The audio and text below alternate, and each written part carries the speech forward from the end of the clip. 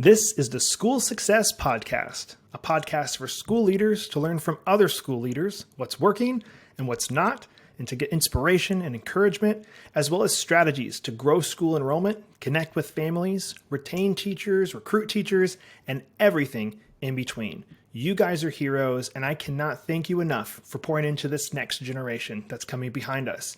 My goal is you will take at least one thing away from every episode that you can take back to your school to make it better than it is right now.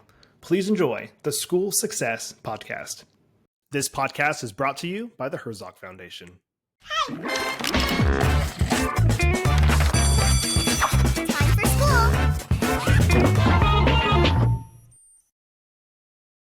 Hey, School Success Makers. Welcome to another edition of the School Success Podcast. I'm your host, Mitchell Slater. I'm joined by a new friend out of the great city and state of San Diego, California, Elizabeth Brenner, who is the superintendent of Compass Charter Schools.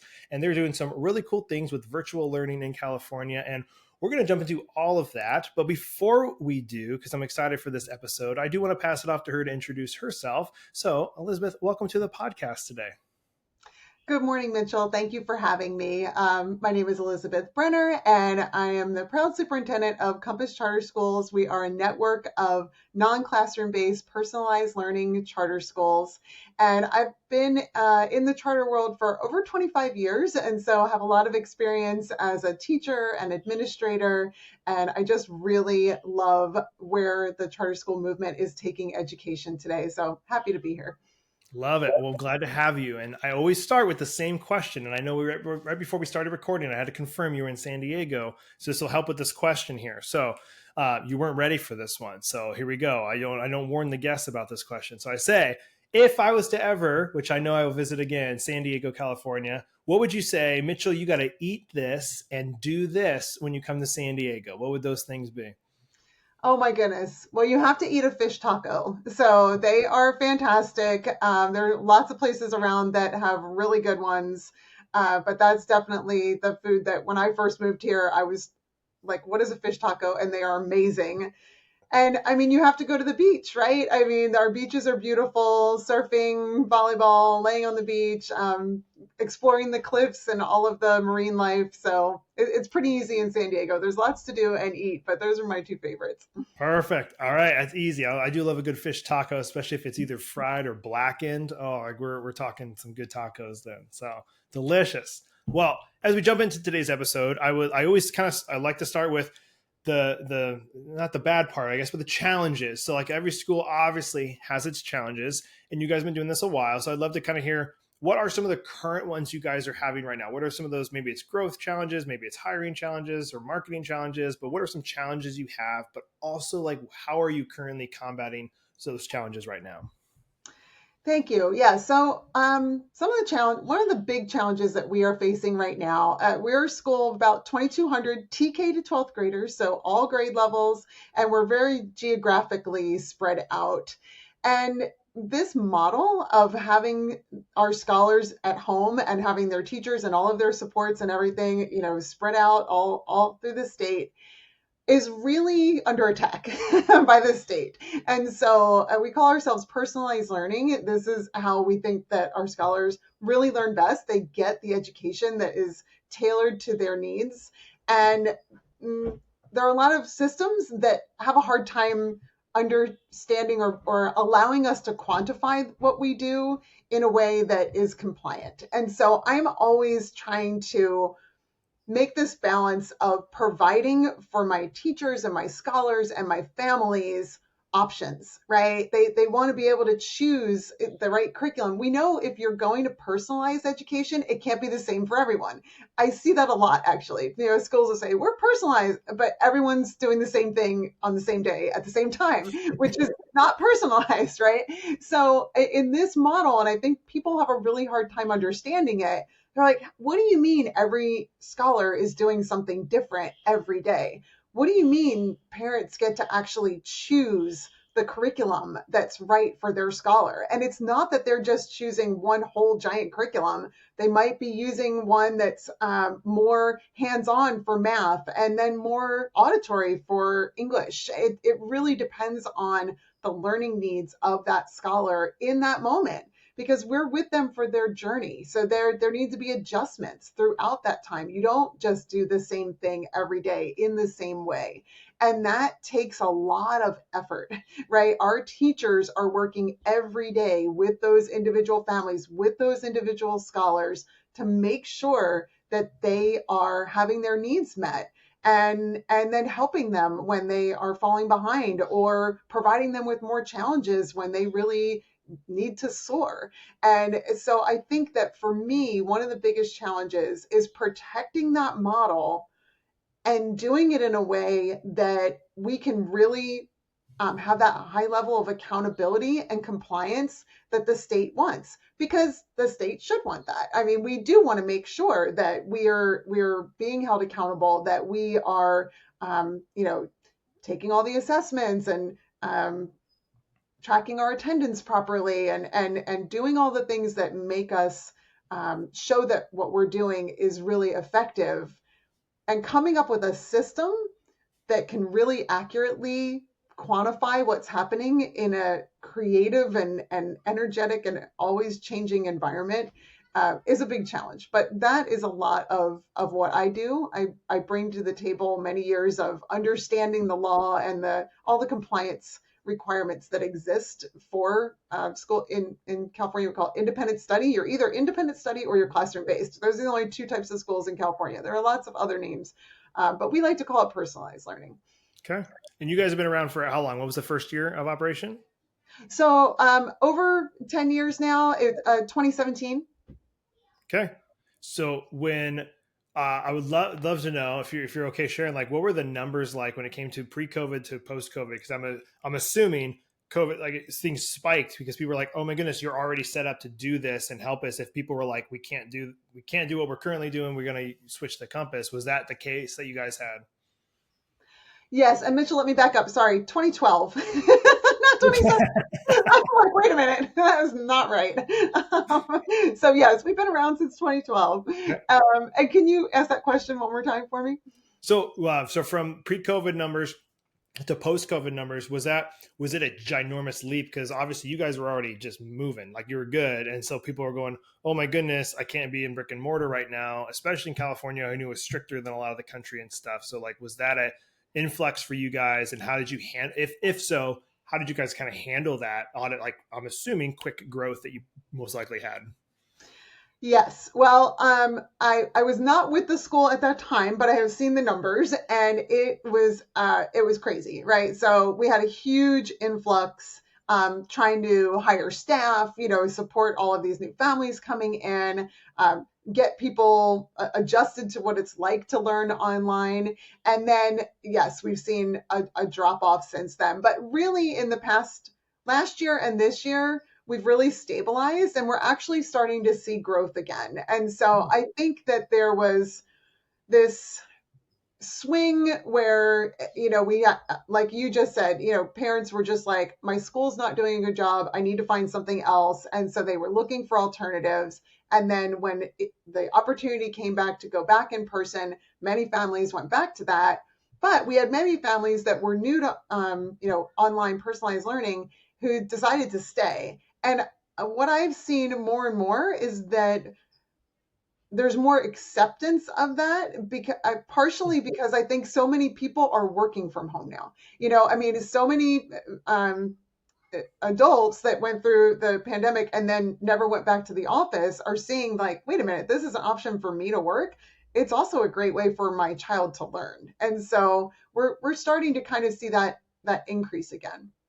Hey, school success makers, just a really quick break from the episode to highlight our amazing sponsors over at America's Christian Credit Union. They are celebrating 65 years of service this year, and they provide essential school banking services and a tuition financing program for schools looking to reduce their risk and administrative burden. And you guys can find out all about them on their website, americaschristiancu.com/schools. That's americaschristiancu.com/schools. They are amazing over there, and I always like to say, if you're a school that collects tuition and you have a hard time collecting all of tuition at the end of the year, maybe it comes around May, June, you're like, man, we only got collected 95 or 98% of what tuition was owed to our school. One of the things you can do is have your parents get a tuition financing loan through the credit union, and then they pay the credit union directly, and you get your funds up front at the beginning of the year as the school. So you don't have to chase people throughout the year, and you can focus on what you do best, and that is loving and educating your students. And it doesn't cost your school anything to do it. So check them out online, @americaschristiancu.com/schools. All right, back to the show. Okay. Has there been any challenges when it comes to, for you guys, teacher hiring? I know, like, so hiring for, and I don't know, I obviously don't know the specific setup of how you guys have yours set up currently, but across the whole country, we've interviewed a lot of head of schools, and I know a lot of the things we keep hearing is like, we keep losing teachers. Obviously California, very expensive states, or do they have to be in California to be a teacher? So how has that been for like hiring and keeping the retention of the teachers you guys have? We actually have a really good retention rate. And so, and when we have positions open, they're usually pretty easy to fill. I think that the ability to work remotely is very attractive to a lot of teachers. Not to everybody. It does not work well for everyone, but for those that it does work well for, it's a huge benefit to be able to be at home, not have that commute, really focus on their families. Our teachers tend to stay with their families sometimes throughout their education journey. We had our back to school park day on Friday, so I got to go out and meet a bunch of our families, and I talked to one of our parents whose child has been with us since kindergarten, and he is now in 9th grade. And so, just talking, and she's had the same teacher with them that whole time. And so our teachers really know their families, and that close relationship and support is very important to them and very rewarding. Teaching is not one of the most highly paid professions, and our salary is competitive. Our salary scale is competitive. But then when you also think of all of the money that you're saving on gas and all the different things that it would take for you to go into an office every day or into a school site every day, you have to take that into consideration as well. And so in general, we don't have a difficult time finding teachers, and we tend to hold on to them because it's a great working environment, and they really appreciate the way that we're delivering education.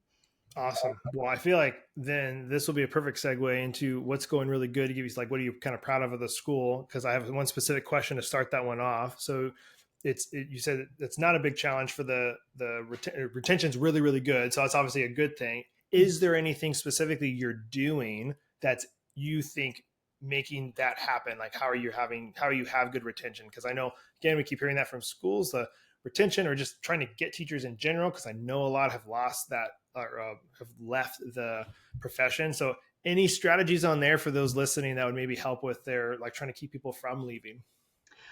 Yes. One of the things that really impressed me when I first came to the school was in talking to the teachers and on all the staff, what I heard was that they made relationships with other staff members in a virtual environment that were much stronger than any they had ever had in an in-person environment, which I found to be really surprising. And then I realized that there are a lot of things that we do very purposefully to create those connections. And so we have a lot of these things I feel like schools tried to do during COVID, or anybody that went remote. It's like, oh, start your meetings with some kind of connection activity, or have meetings that aren't about school, that are just about like personal things. And we continue to do that. So like once a month, I'll have a coffee with the superintendent, and we're not allowed to talk about work. So, and we're all virtual. So everybody comes on, and I pick a theme, and we start talking about it, and we learn so much about each other. And then people start sharing pictures. It's like, here's my pet, here's my Halloween costume, here's my child, their dance recital, like whatever.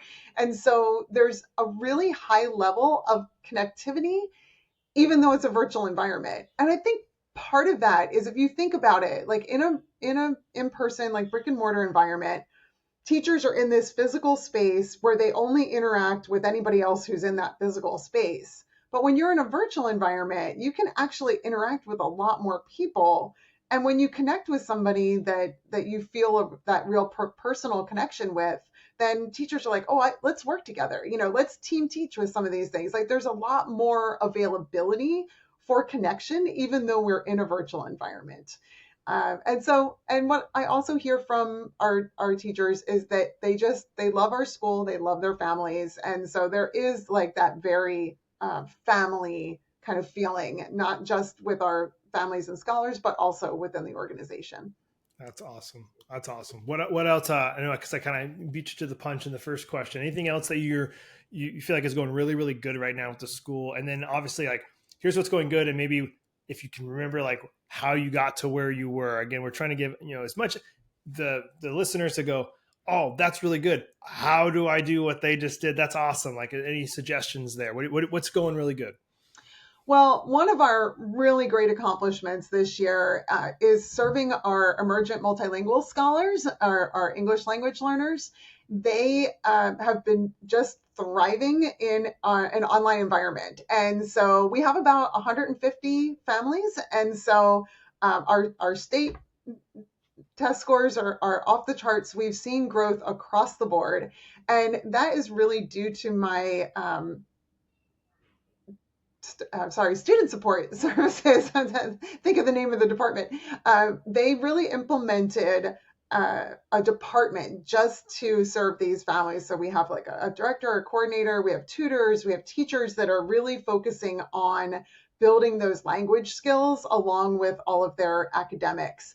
And we've really built this rich community of families who come to us and are able to have their scholars grow in their language, in their academics, socially, emotionally, all of those things. And so really focusing, we use some different tools to measure our scholars' growth, like internally on a regular basis, in order to show where they're going, and then provide direct tutoring. And that's another thing that we can do really well in a virtual environment. We have our scholars, and we know if they need a specific tutor or class, we can schedule them for once a week, twice a week, whatever works for them. And then we can measure, like, okay, they've been attending this tutoring for a couple of months.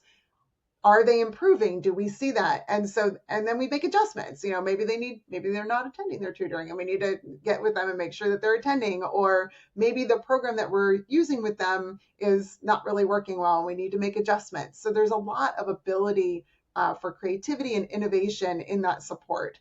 But for us, we are just seeing really great results, and we are growing in that area. So, of course, we're always focused on increasing enrollment, and we have done a lot of marketing, both in English and in other languages. And the amount of clicks that we have on our ads and things that are in other languages is far exceeding actually our English language. So I think part of it is, we are marketing to those families. And when you're working in a school that is not classroom based, I think a lot of times we have to do that outreach to make sure that we are reaching those families that may not have realized that this is an option for them. And so we're bringing more and more families on board that are receiving those services, and we're just seeing a lot of growth.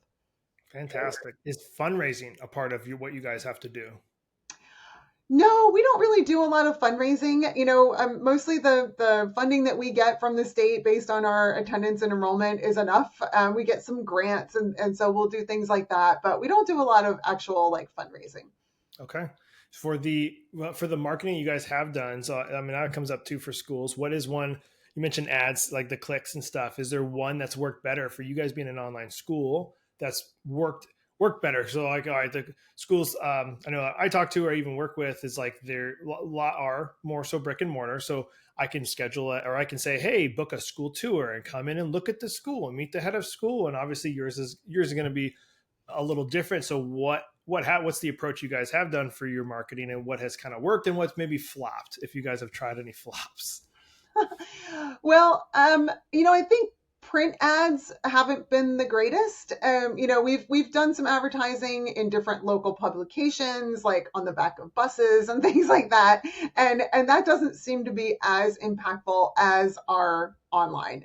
So our marketing team does a lot of different, they do YouTube, we have ads on Hulu, we are, and we're really targeting those areas where we know our families live. And so looking at how we can continue that outreach. We do a lot of in-person events. I actually have one coming up, my favorite one in San Diego. It's the San Diego Fun Fest, and it's a Halloween themed they have like all these activities for the kids, and then different schools and organizations come and present. And so those types of community events are great. And we'll invite our current families and say, hey, come down and have fun and say hi. And then they are really our biggest promoters, right? So word of mouth is our number one way that we get other families. And so we're always telling our families, like, here's ways that you can tell other people about Compass. We have like a referral system. But we do see, we also have ads on social media. So Facebook, Instagram, things like that.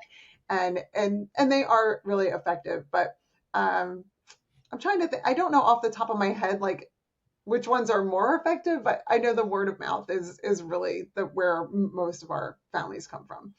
Hey, school success makers, Mitchell here. I just want to take a really quick break from the show to give a big, huge shout out to the Herzog Foundation. I absolutely love the Herzog Foundation. I've been friends and partners with them for a couple years now, but we're bringing it to a whole new level. And I'm excited to share that our very own School Success podcast is now featured on the Herzog Foundation Podcast Network.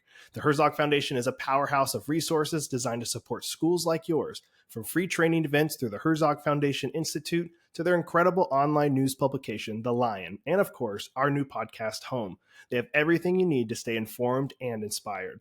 And if you're dreaming of starting your own Christian school or co-op, don't miss their online course, Schoolbox. It's a fantastic resource to help you get started on the right foot.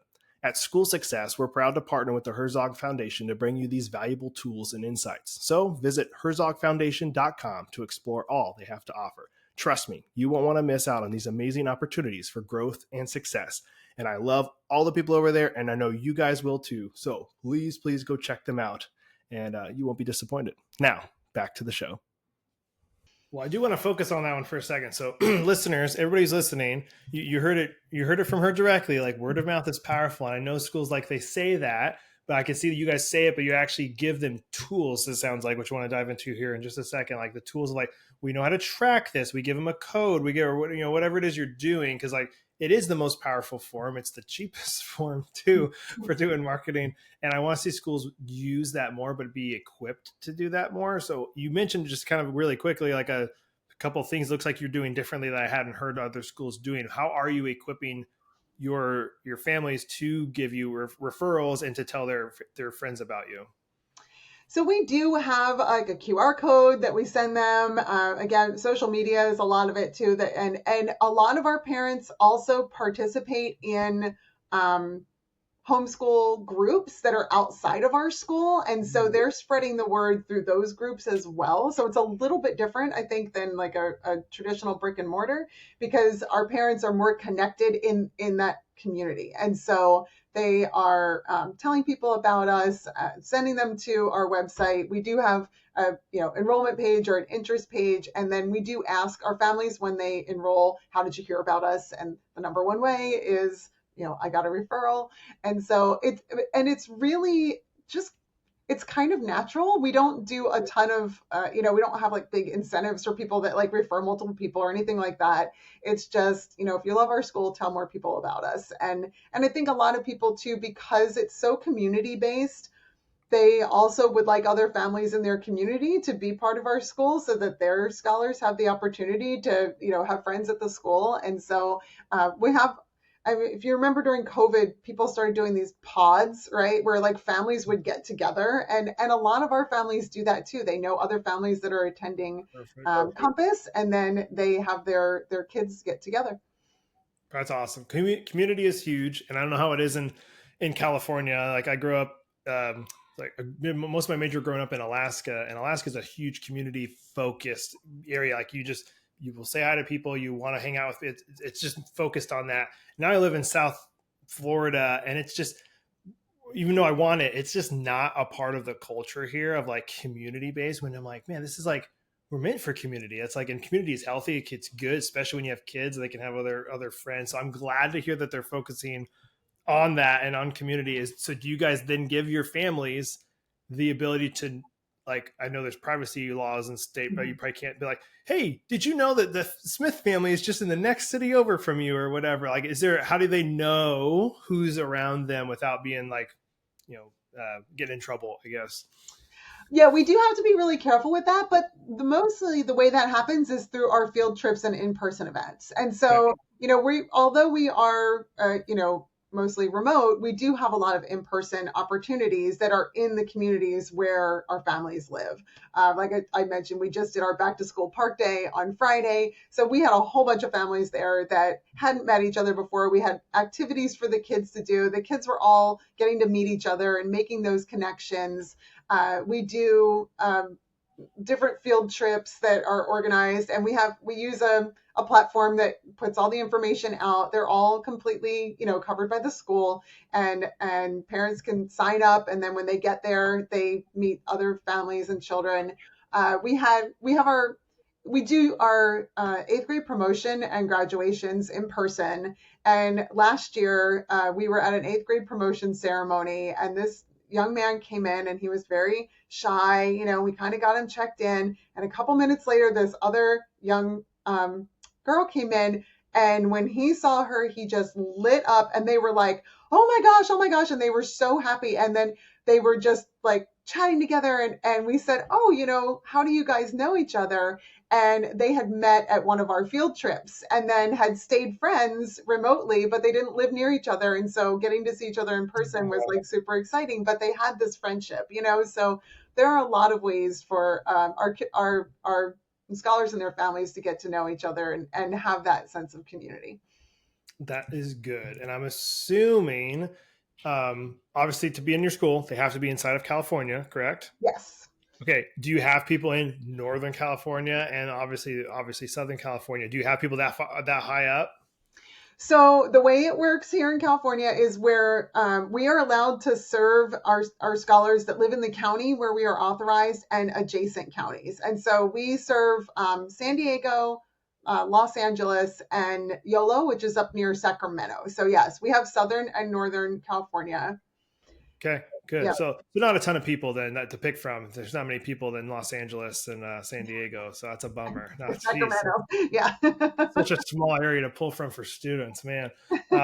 Okay, very good. All right, well, you guys are doing some really cool things, and I love that you've been doing this obviously a long time, so I love that as well. So I would love to pull some little bit more knowledge from you for my final question for you, which is if you were to share, and it can be more than one, but I love to see if we can do it for just one. Like, what is that one piece of advice that you would share with all these other school leaders that are listening? What would that one piece be?